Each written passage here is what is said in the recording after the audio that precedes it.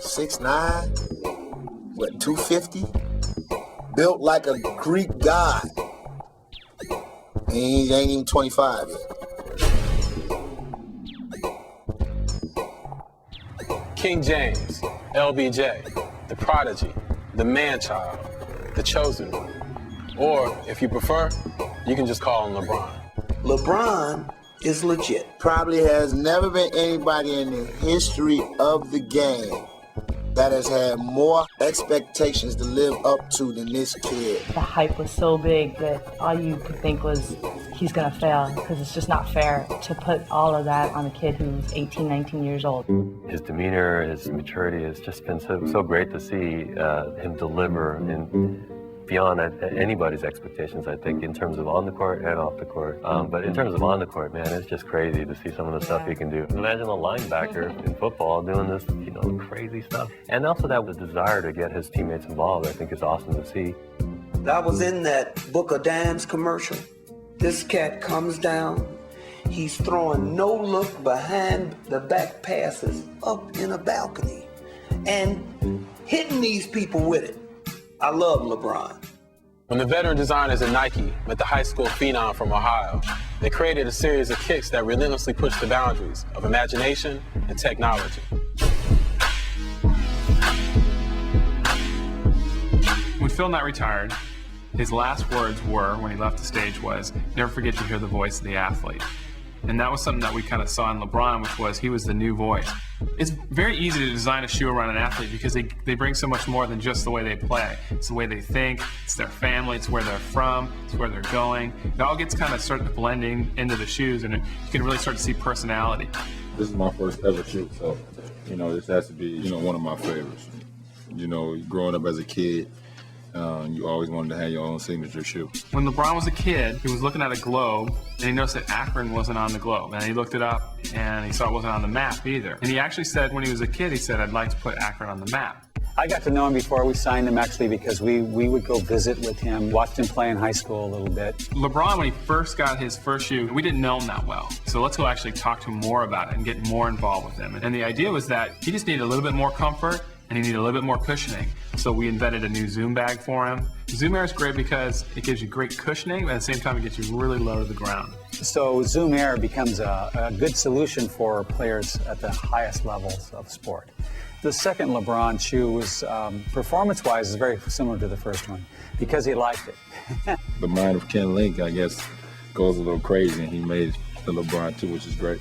What you saw in the first shoe and hopefully in this next shoe was this idea of getting after that hybrid nature to the athlete. It has to be very quick and low to the ground, very responsive for that point guard. And at the same time, it has to be built for a guy who's 6'8", 240, who can drop down in the post and post up a guy who's 6'8", 7 feet. He actually took a picture out of a magazine, he tore it out, and it was this picture of this bulletproof vest. And he's kind of like, this is kind of like my game. When we looked at it, we really liked this thought of this utilitarian kind of aspect to a bulletproof vest. It just kind of does what it says it does. And so we took that kind of same approach with the shoe, which is very much the lines and the way that it's built. It really kind of created the overall aspect of the shoe and the way that it looked and stuff.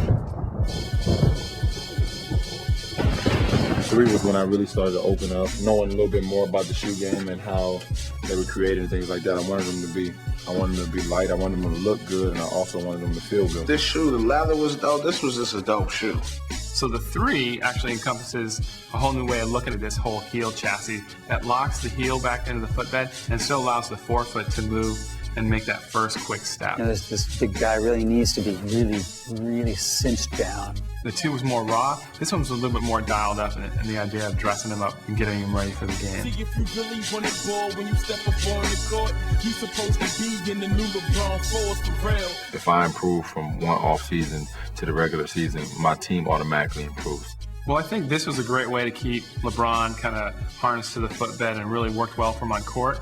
But we recognized that we could do something a little more special, a little more revolutionary, and at the same time a little more holistic for his performance needs. And I think that's where the idea of Foamposite came in. Foamposite is a technology we've had for quite a while, but it's been refined and The idea is to create a guardrail system for such a big athlete. So again, cutting to the right or to the left is not a problem. What's exciting about the 4 is that taking that protective benefit and that support benefit of foam positive, but adding this new learning of freeing the foot and letting it be as flexible as possible.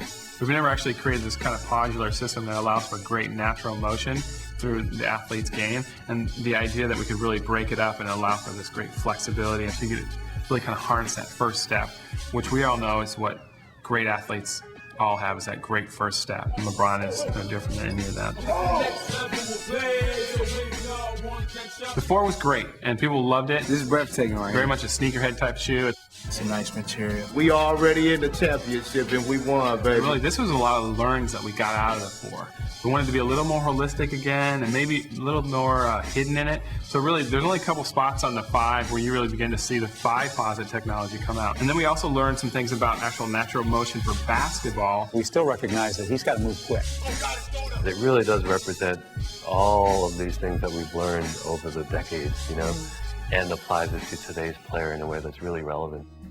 You know, I think I've delivered some sort of storytelling around LeBron, and even just the way that he is dealing with, you know, his life and he's growing up. You can start to see that kind of, again, that graduation from one year to the next, and the idea that, you know, it's kind of bringing everybody along for the journey.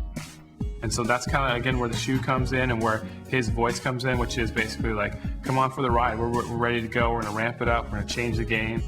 I never had a point in time where I doubted myself. I never thought back on any play I ever made. I make the play, and I live with it, and I move on, and I get better the next day.